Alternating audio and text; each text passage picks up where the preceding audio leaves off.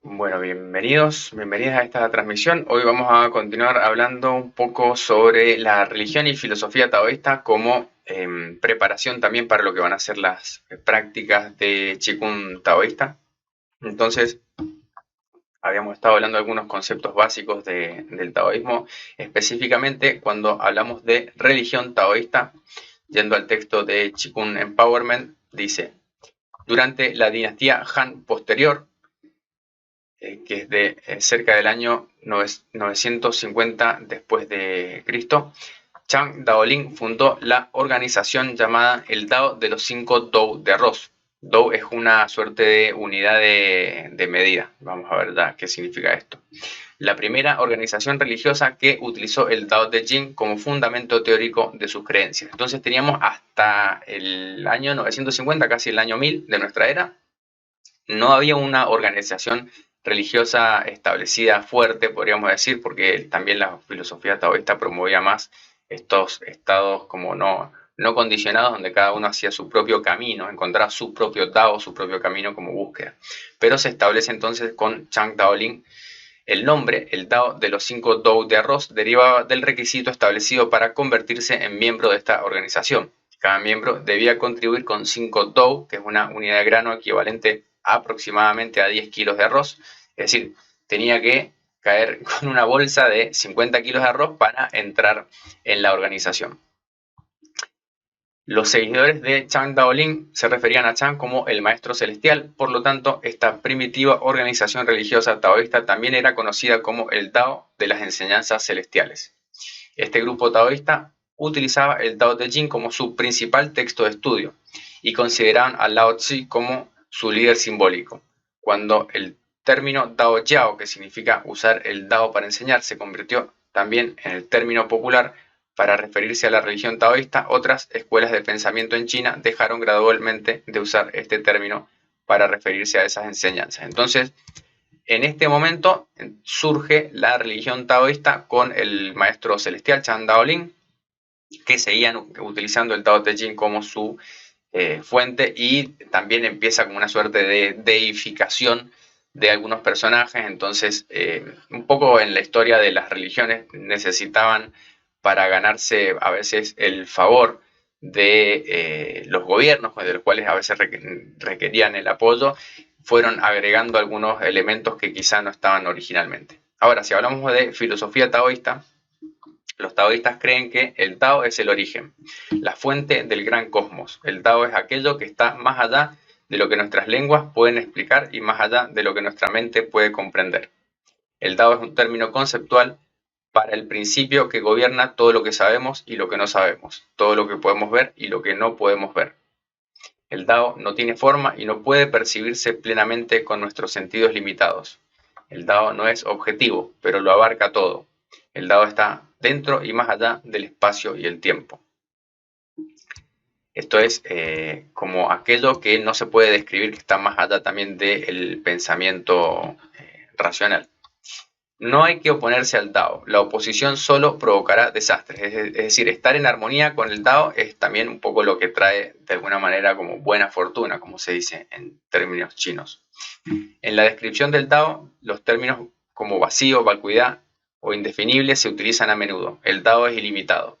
El propio término Tao se utiliza con reticencia como referencia para satisfacer la necesidad humana de clasificar a las personas y las cosas en diferentes categorías.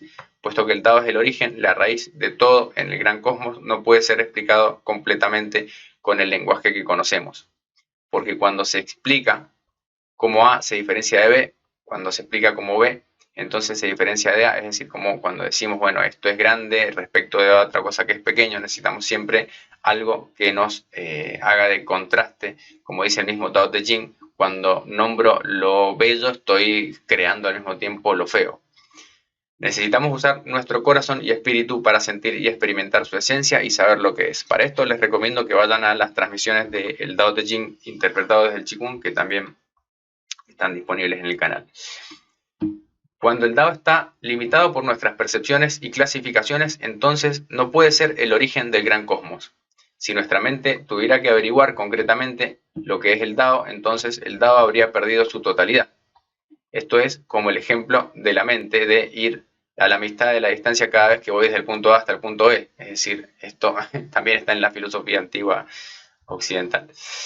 Nunca voy a llegar hasta el punto B, siempre estoy llegando hasta la mitad de la distancia que me queda. Entonces, como ejercicio, si uno solo intelectualiza y usa reglas creadas por humanos para llegar a su destino, nunca va a llegar. El Tao, sin embargo, revelará continuamente muchas percepciones acompañadas de realizaciones en desarrollo para sus buscadores. Es decir, acá el Tao puede ser el camino, también es la vía y también es como una suerte de ley que regula el cosmos, podríamos pensarlo de esa manera. Es el sustento de la creación, pero al mismo tiempo los buscadores del Tao también lo van persiguiendo, tratando de alcanzar, de armonizarse con él de alguna manera. Utilizar nuestro limitado lenguaje para establecer una definición de Tao solo conduciría a conclusiones erróneas. El Tao está más allá de la limitación del tiempo lineal y del espacio tridimensional. Por lo tanto, no puede ser probado por el pensamiento consciente, con el lenguaje cotidiano y el razonamiento científico hecho por el hombre. Por eso, el primer verso del Tao Te Ching afirma que el Dao que puede ser explicado no es el Dao completo, o a veces se dice el Dao que puede ser nombrado no es el Dao eterno. También podría ser el camino que puede ser caminado. O sea, la traducción, recuerden, del chino es muy liberada a la interpretación.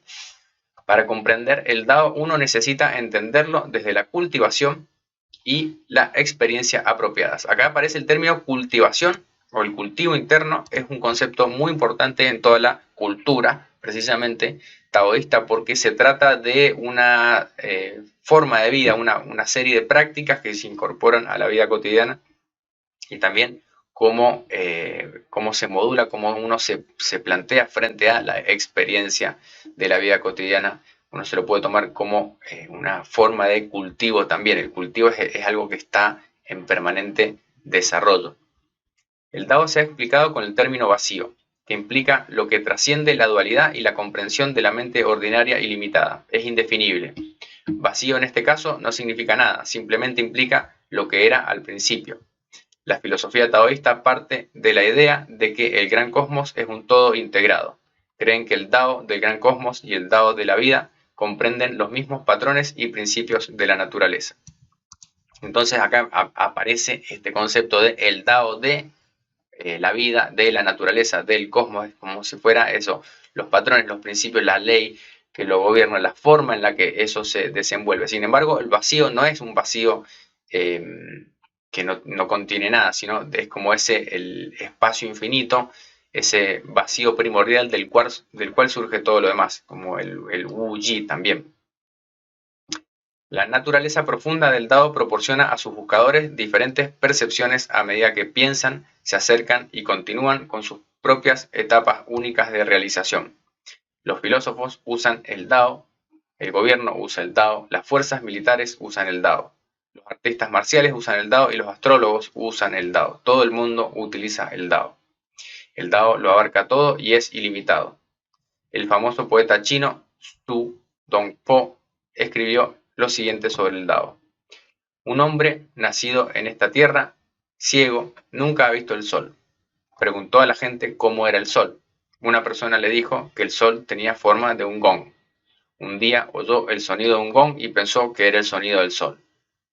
Otro le dijo que la luz del sol era como la luz de una vela. Entonces tocó una vela para conocer su forma y después tocó una pequeña parte de una flauta y pensó que era el sol. El poema de Zhu Dongpo recuerda a sus lectores que todas las cosas son parte del Tao, pero no el Tao completo. Esto es parecido también a la parábola del elefante y los ciegos, como que siempre vamos a poder estar percibiendo solo una parte y no la totalidad, ya que esa totalidad está más allá de los límites de la comprensión humana. Refiriéndose al Tao, Lao Tzu dijo: los grandes eruditos trabajan sin cesar cuando oyen hablar del Tao. Los eruditos mediocres se desconciertan cuando oyen hablar del Tao. Los eruditos ordinarios estallan en carcajadas cuando oyen hablar del Tao. Entonces, lo interesante también para mí de este verso del Tao Te Ching es ese trabajan sin cesar. Es decir, hay una actitud, podríamos pensar, activa frente a esta etapa de cultivo que tiene que ver con lo que hacen los grandes sabios. Yo diría que la palabra erudito en realidad es como aquel que está cargado de conocimiento, no aplica al sabio que estudia el Tao Te Ching, porque muchas veces el sabio precisamente busca abandonar el conocimiento, como dice el Tao Te Ching, para ir también hacia la experiencia. Aquí Tao se refiere a la verdad universal, está en todas partes. Que un individuo sea o no capaz de comprender el Tao depende de su experiencia y comprensión actuales. Los grandes sabios se dieron cuenta de lo poco que sabían en comparación con la grandeza del Tao. Ellos cultivaron incesantemente para experimentarlo. Cuando los eruditos mediocres oían hablar del Tao, se sentían inseguros y no podían decidir si creer en el Tao o no, debido a su insuficiente experiencia y conocimiento. Sin embargo, sabían lo suficiente como para no descartarlo totalmente. Cuando los eruditos ordinarios oían hablar del Tao, se echaban a reír y lo consideraban una tontería. Se rieron debido a su falta de experiencia y comprensión. Es porque se rieron que mostraron la extensa naturaleza del Tao. Si no se hubieran reído, no se habrían mostrado la profundidad del Tao. Bueno, esto también hace referencia al Tao Te Ching, con esta idea de que aquel que solo ve lo superficial se ríe y lo desestima de alguna manera. Lo que se está tratando de decir acá, una vez más, es esta idea de el cultivo incesante. Esto a mí me parece importante recalcarlo, porque si vamos solamente desde la perspectiva filosófica, podemos sin duda dedicarnos toda la vida al estudio de la cultura taoísta, pero me parece que sin la práctica, sin que esto tenga alguna dimensión en la práctica, que cada uno tiene que encontrar su propio camino o su propio Tao, no se logra comprender del todo. Entonces el cultivo es necesario para lograr esta experiencia, esta comprensión. El Tao Te Ching contiene el fundamento y el esquema de la filosofía taoísta. Aunque su contenido es amplio y extenso, puede resumirse en dos palabras, Tao y Te, que es la virtud. Para dar un paso más, puede reducirse a la palabra Tao. Cuando se alcanza la realización completa, se descartan todas las formalidades ritualistas, todo se vuelve simple y claro, porque todo en el cosmos es el Tao y el Tao abarca todas las cosas. Cuando uno ha alcanzado el Tao, habrá dominado la verdadera naturaleza de todas las cosas. Alcanzar el Tao o realizar el Tao también es como un estado de obtención, de logro que se habla respecto de las personas que practican este cultivo, algún camino de cultivo. Las características del Tao son natural, completo, básico, impoluto, simple, no forzado, flexible, dúctil, no conflictivo, etc. Cuando se expresa en acciones humanas, se denomina de o virtud. Es decir, la virtud es la manifestación del Tao. Por eso el libro de Lao Tzu se conoce como Tao Te Ching. La forma más elevada de virtud es natural e invisible, proviene del interior, es silenciosa y se expresa sin procesamiento mental. Cualesquiera que sean las características del Tao, también serán las características de la virtud. Se dice que a veces el Tao sin el Te, es decir, que una persona tenga el Tao sin tener virtud, es como si fuera un pájaro que tiene una sola ala, no puede volar. Se necesitan de las dos.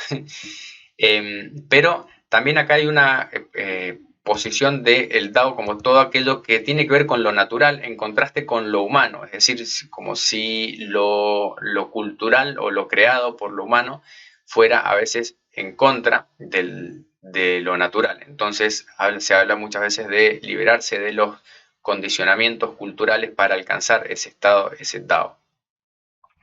No hemos realizado y alcanzado plenamente el Tao, por lo tanto debemos hablar de la virtud y de su cultivo, que sería como el camino para llegar al Tao. El cultivo continuo de la virtud nos ayuda a realizar y alcanzar el Tao. Cuando hayamos alcanzado el Tao, ya no será necesario hablar de la virtud, porque todo estará ya en unidad con el Tao. Sin virtud, uno no será capaz de realizar y alcanzar el Tao. Acá en la virtud hay distintos caminos que tienen que ver con la virtud. Hay un tipo que es como el más básico y elemental, que es el de hacer buenas acciones, muy parecido también en este sentido a la filosofía budista, que también con la idea de el mérito, pero ese es solo como el nivel más elemental de virtud. También otros niveles de virtud tienen que ver con distintas prácticas y estados que se alcanzan. De esto vamos a hablar en un minuto. Dice, es imperativo que uno comprenda el significado de la virtud.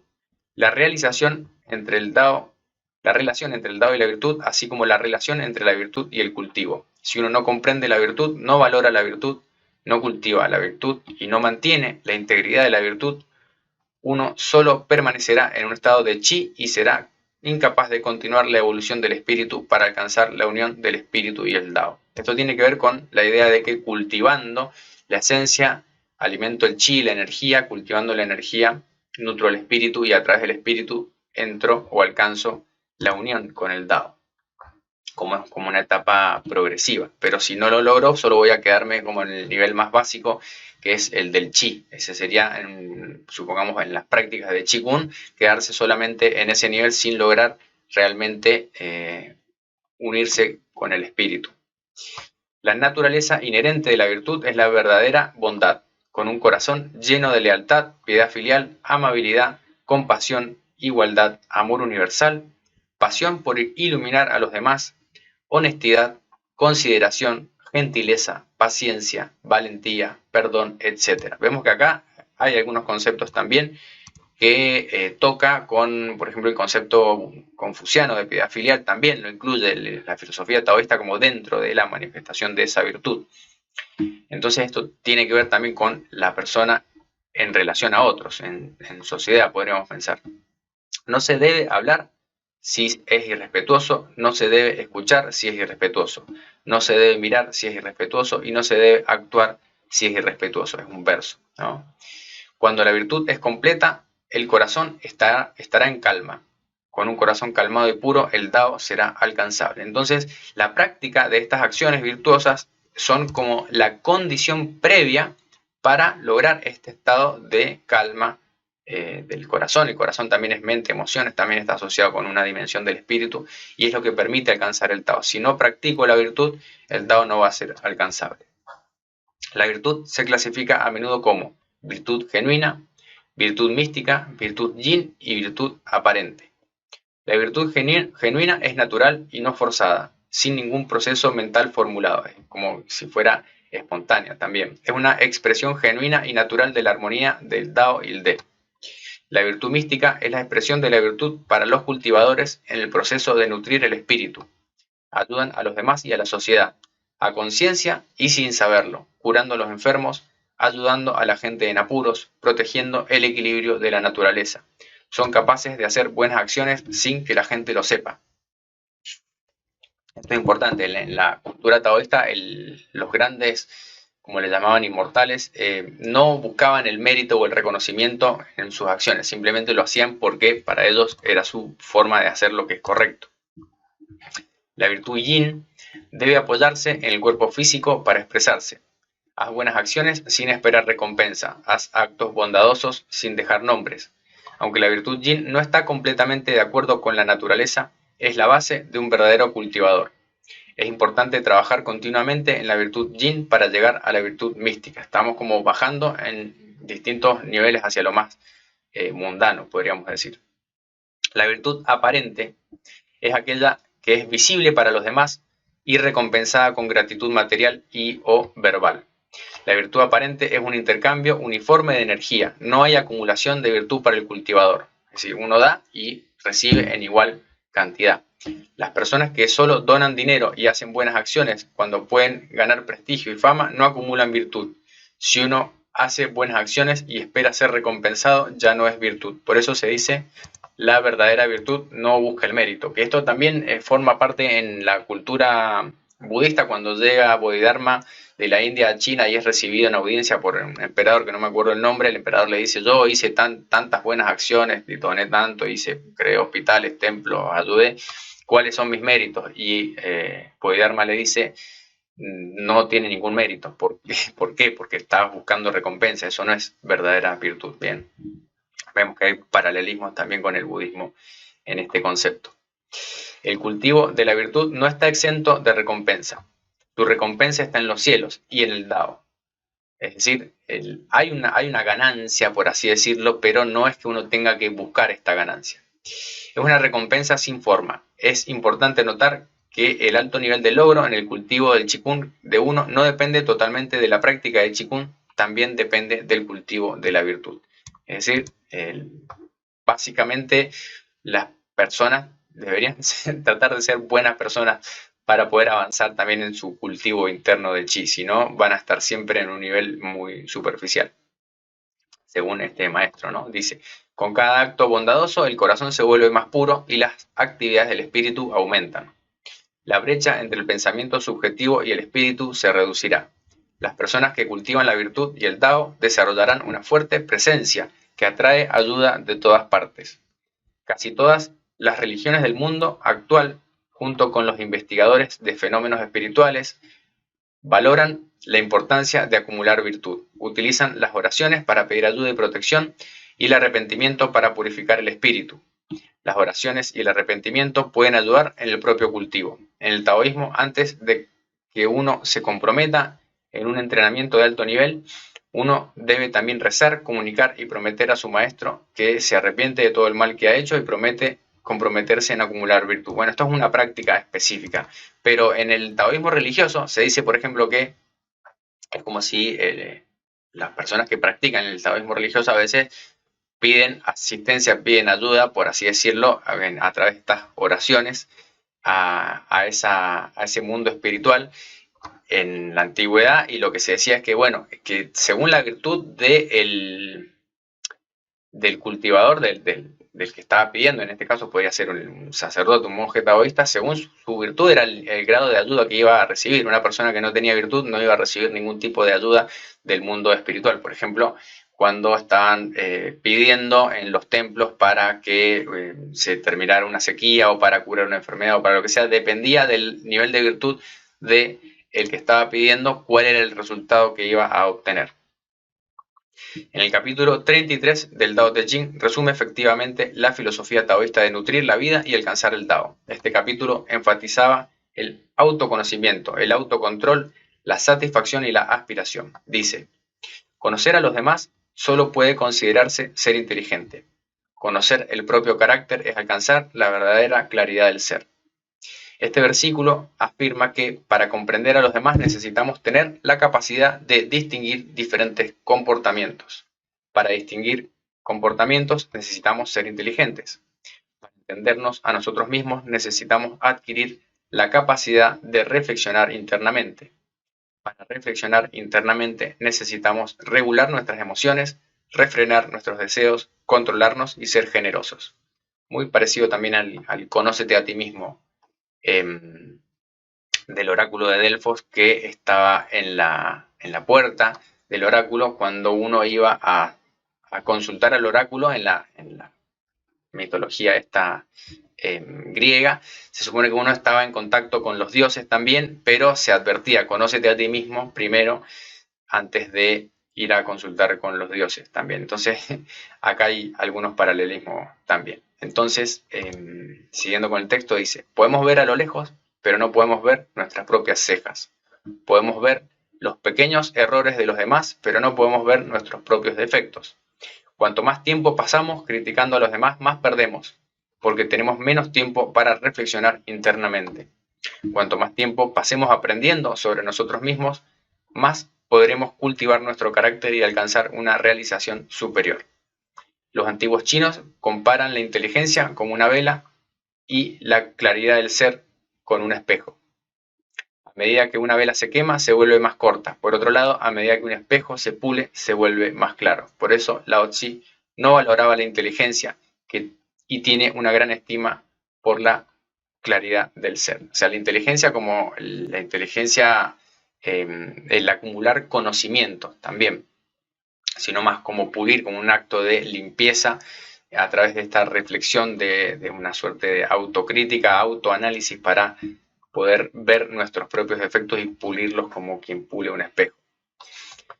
Dice, ganar a los demás es ser fuerte, ganarse a uno mismo es verdadero poder. Esto también es del Tao Te Ching, con la idea de poder vencer también los propios condicionamientos.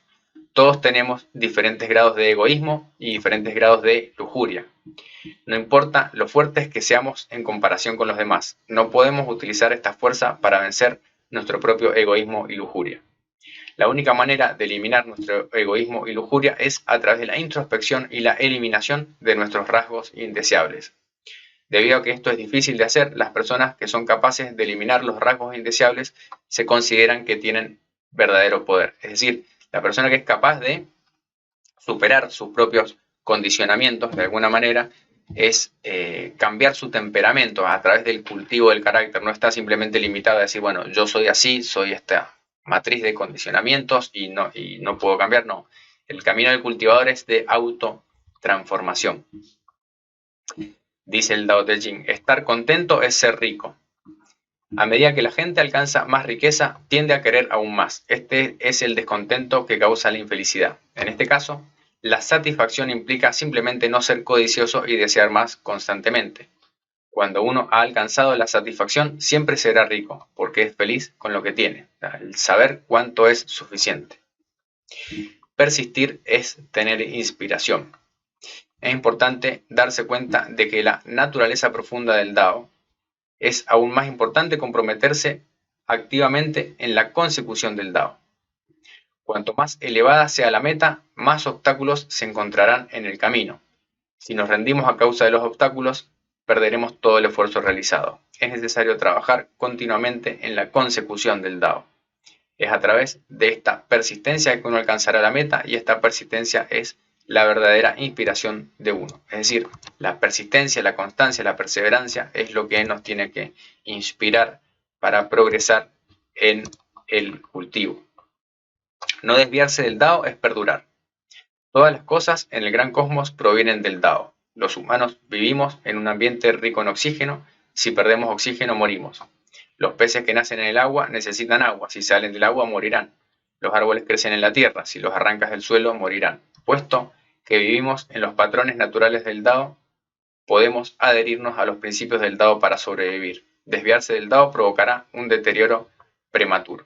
Es decir, en este caso es desviarse del Tao como camino, ¿no? Desviarse del propio camino es lo que nos lleva a perder la vida, por así decirlo. Entonces, así como el pez tiene que estar en el agua y el árbol en la tierra, uno tiene que no desviarse de su propio camino para no morir.